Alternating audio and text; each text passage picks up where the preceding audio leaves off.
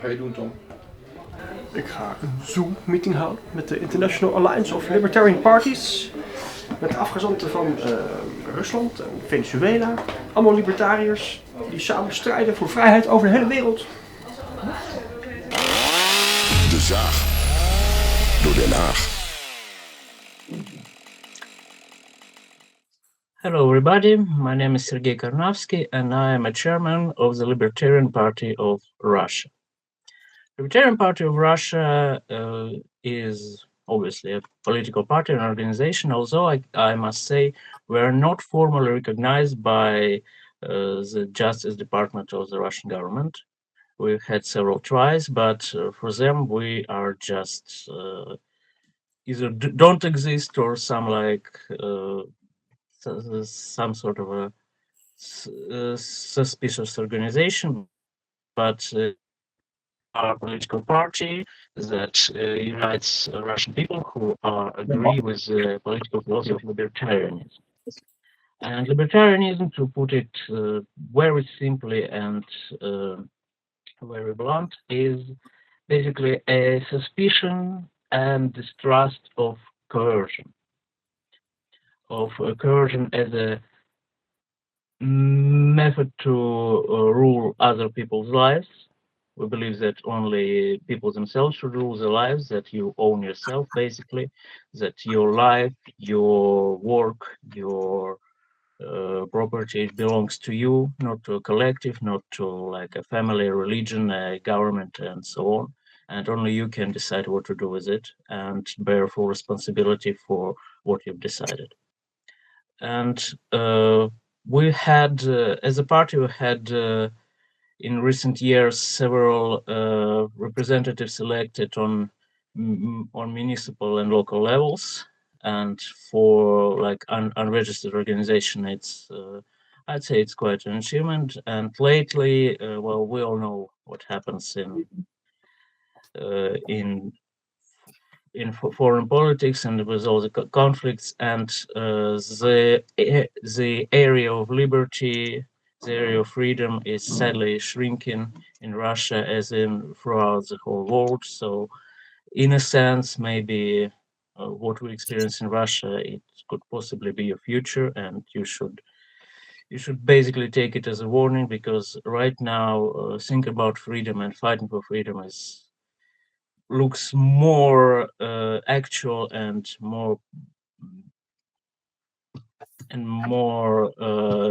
urgent than ever, I'd say, in 30 last years. So a lot more people are interested in libertarianism, and I'm very glad to have this talk with Tom of the Libertarian Party. Great, yeah, thank you very much. I think I'll go next. First, my thanks, great Sergei, that you are here and that you are taking the time for us as well, because we are in campaign mode in the Netherlands. The elections are in 2 weeks now.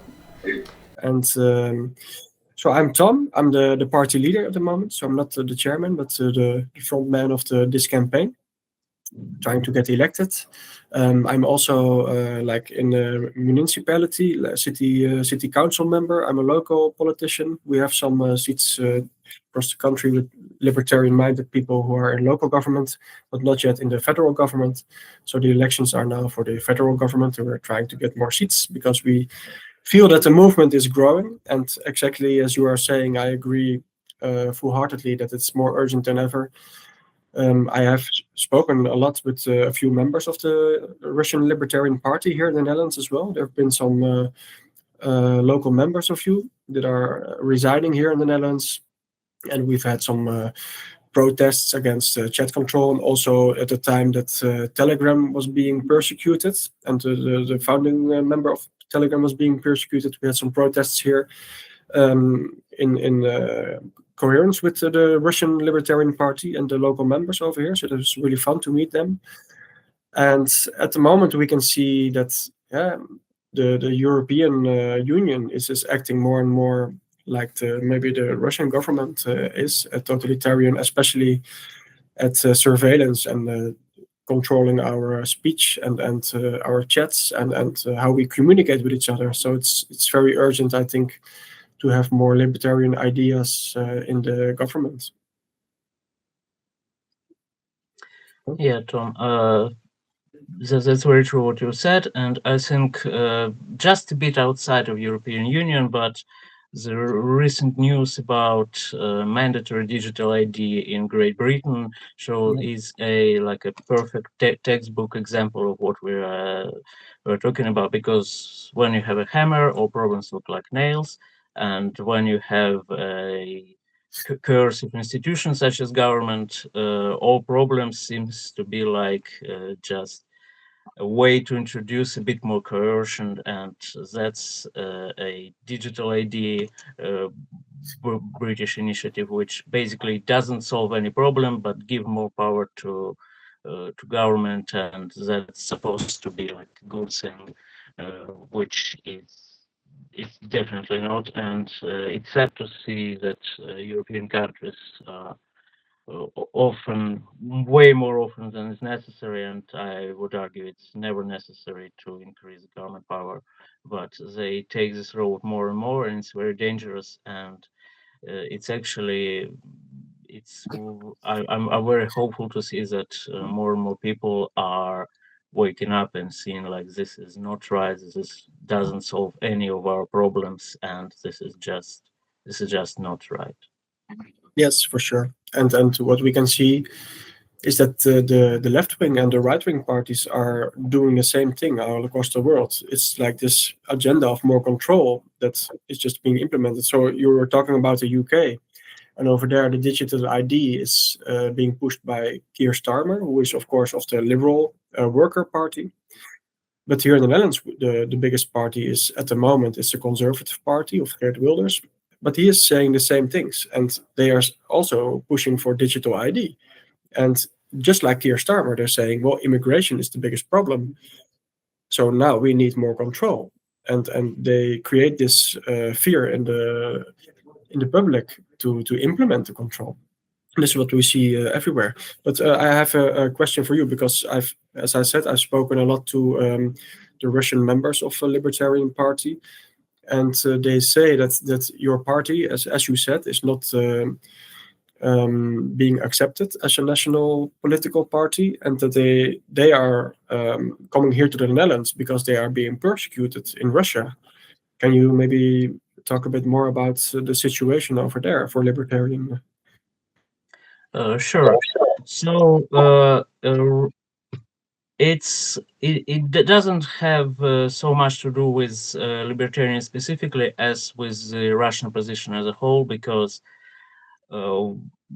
as you know, we all had COVID in the beginning of 2020s, and while the European measures were like, the COVID was an actual thing for several years, but in Russia we basically woke up in another reality in February of 2022, and it had to do with some foreign affairs. Excuse me for being like a bit vague, but we'll understand what we're talking about.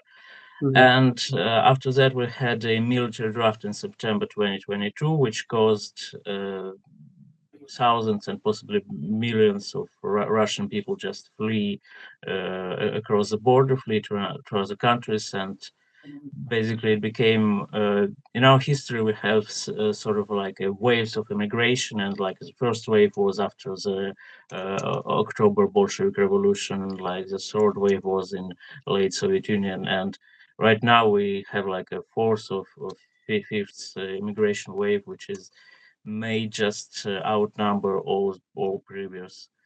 And also people flee from basically from persecution, because we had some sort of like unstable liberal democracy, and by saying liberal I mean sort of like a capitalist, because this word has different meanings in different countries.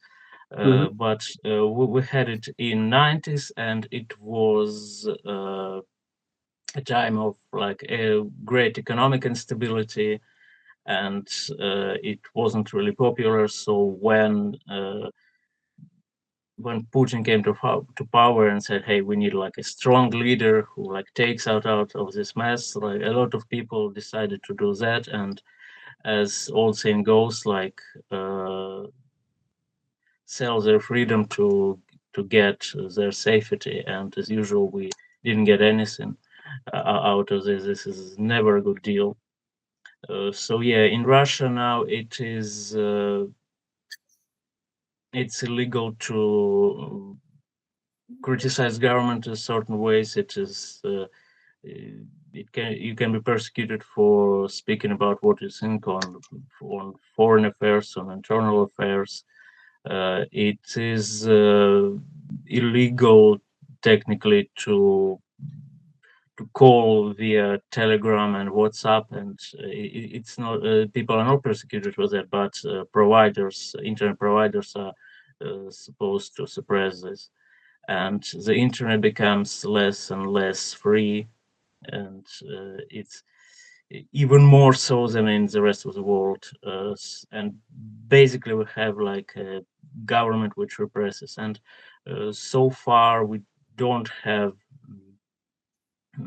I don't think we have people who are in jail right now from our party, but of course there were some arrests in previous years. There were like a lot of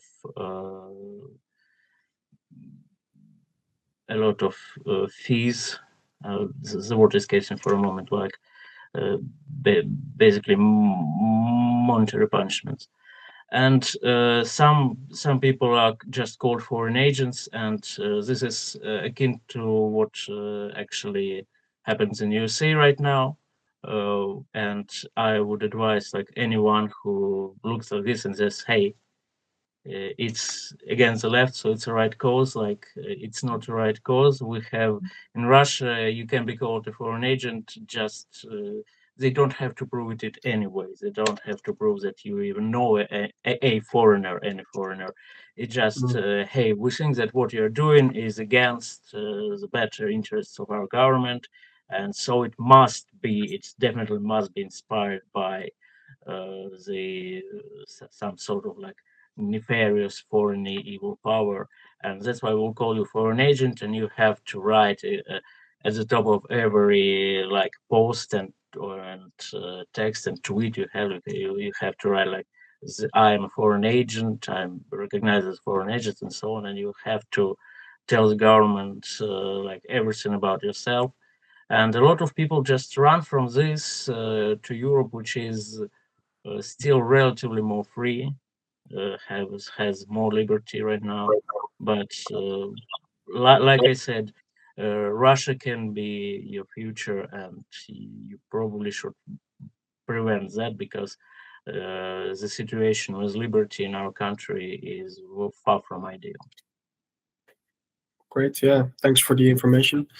Because it's there's just, of course, with the war in Ukraine, everything that's going on, a lot of Dutch people are talking about Russia, but it's very generalizing, right? It's always people just say, okay, you're pro Ukraine or you're pro Russia, but they never talk about the individual people who live in each country. They just say Ukraine and Russia, and it's just like this homogenous country, and everybody thinks the same inside the country. So it's very enlightening to talk to you and to talk about how the people inside Russia see it going for themselves. Because of course nobody is the same, and everybody's having different experiences inside their countries.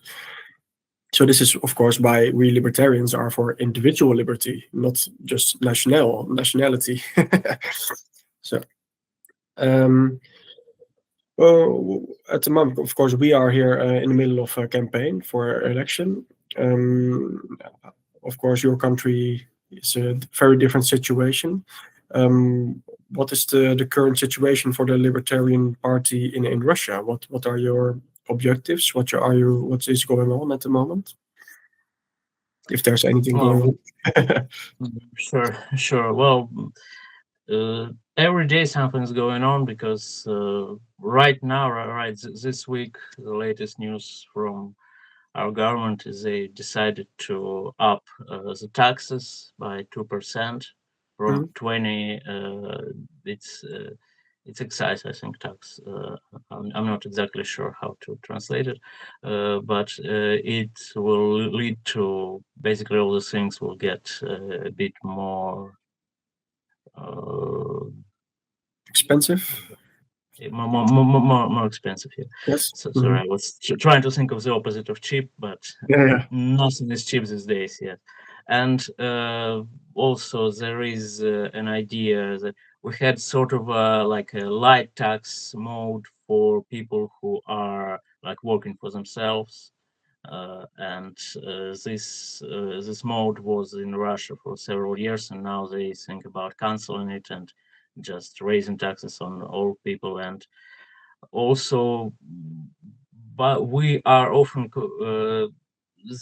there is this notion, I think it's in constitution and certainly in every politician's speech, that Russia is a social state. It's a social welfare state, to be more precise. And recently, like the head of our Senate, which is I think the third, formally the third most powerful person in the country, in the government, she said that maybe we should just cancel like our free medicine, the famous or infamous free medicine for people who are not employed. So there is that for social welfare. It never was very efficient to begin with, but a lot of money being collected by government to provide it, and now they say, hey, we're still gonna take your money. In fact, we're gonna take a bit more money than ever. But we think that you should, after that, you should prove to us that you are deserving of our help. Like, if you don't work, then what the hell are you doing?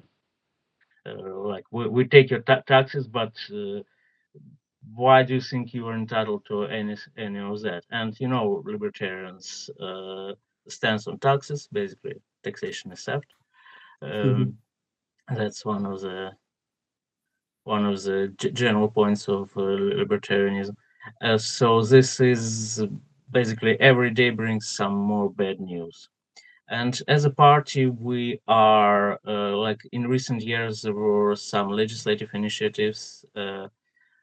And right now we are more on the side of educating people and being like a place to share these ideas and try to think of some way to, well, as a political party, we participate in a political life like an official organization. At least we're trying. Like I said, we're not recognized by the Justice Department, but that's our intention. So Libertarian Party unites not all libertarians, but no, obviously, but libertarians who think that having a political party is the right way to go, participate in this political system. And obviously, we all understand that you can do only so far with that. But right now in Russia, it's more tough. It's harder than ever to do anything by this way. So right now we are more concentrated on sort of like being there for the people, trying to educate people about what libertarianism is, and that's basically the way we're going. Actually, Tom, I have a question for you because before that I used the digital ID of UK as an example because, well, to be frank, I'm not exactly way too familiar with what happens in Dutch politics. So can you tell a bit about what happens in your country? Like you said, your government's trying to enforce digital ID as well, but what else is happening that libertarians have like a strong feelings about? Yeah, of course. Thanks for the question. Well, it's a bit different, of course, because we are, as the Netherlands, part of the European Union. So most of these laws are coming out of the European Union. When you look at digital ID or like the central bank digital currency, they are all coming outside of the European Union, and the European Central Bank and the European Commission. They are forcing top down this on all the constituents, all the European countries. But also at the same time, inside the Netherlands, we can see similar laws being implemented. Just last week, we had two right-wing parties, so more conservative parties. They implemented a new law, which was voted into the majority in our parliament, that at the moment the government is allowed to use facial recognition cameras during protests and during demonstrations. And in the same law, they said, and we are allowed, our intelligence agencies are allowed to put surveillance inside all the closed social media groups and the closed chats. So even if you're using WhatsApp or Telegram or Signal or something that's truly private, they are saying at the moment they just implemented a law that says we can put a new program on your phone that surveils your phone from the hardware. It's very totalitarian in this topic. So and this is in our national government that just got implemented. They just voted this through the parliament. And as you can see from the right-wing parties that are implementing this and voting for this, they are using at the moment the immigration. They're creating this fear again, and this is what I'm saying. Just as you said, when you have a hammer, everything looks like a nail. They just have to sell it to the public that you need to give up your freedom because we have to protect you.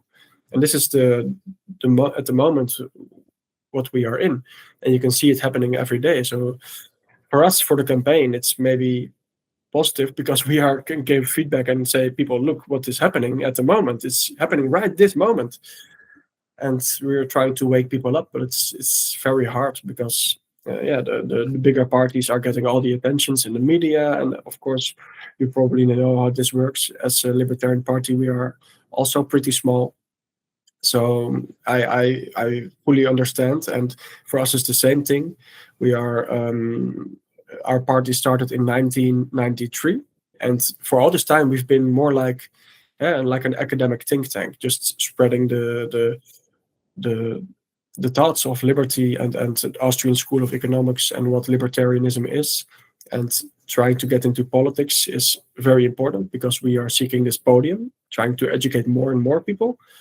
But I think it's probably similar for us both, that we don't see politics as the goal itself. It's just trying to spread more liberty, and the ideas of liberty through being in politics is the most important, because we can't really change government. We can't change the other politicians because they are not changeable, in my opinion.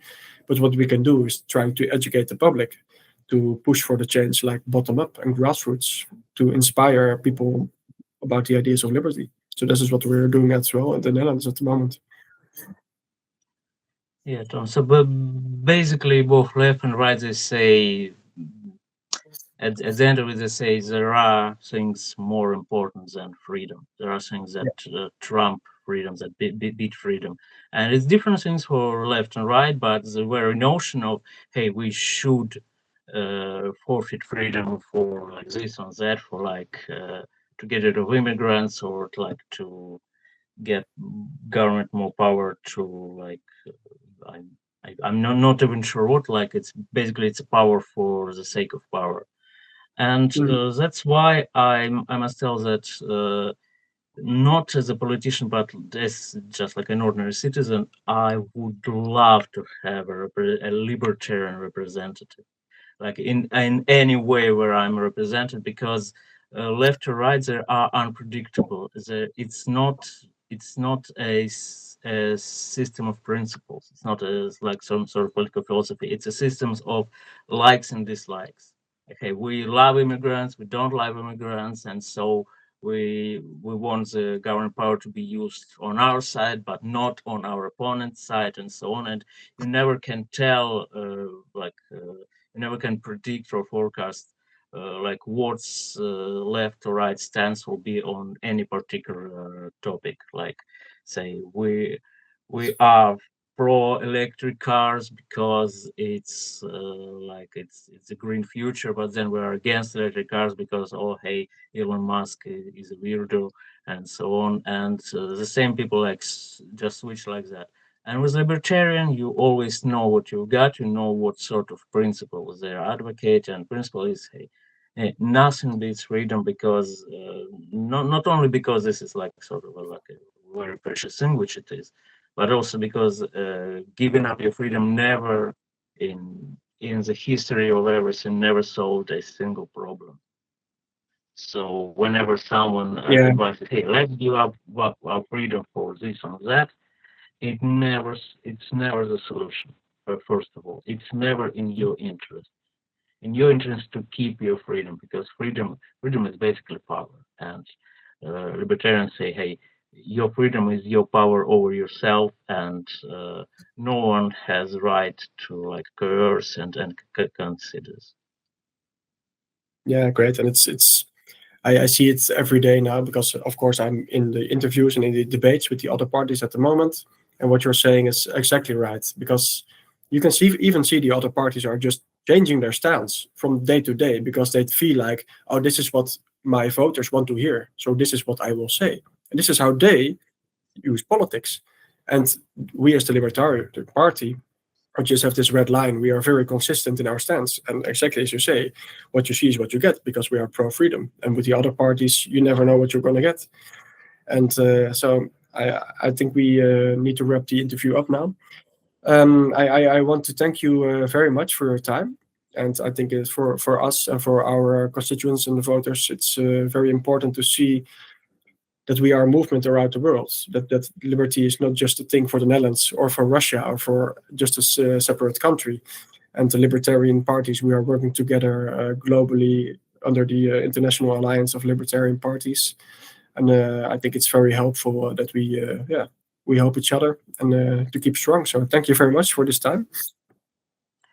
Thank you very much, Tom. Yeah, libertarianism is an idea. An idea doesn't know any borders. And I think your constituents are very lucky to have you as an option on the bulletin, and good luck with the election. And also I'd like to thank Roald and Tanya from Libertarian International for organizing this this meeting. Thank you very much. Yes, for sure. Thank you. De Zaag. Door Den Haag.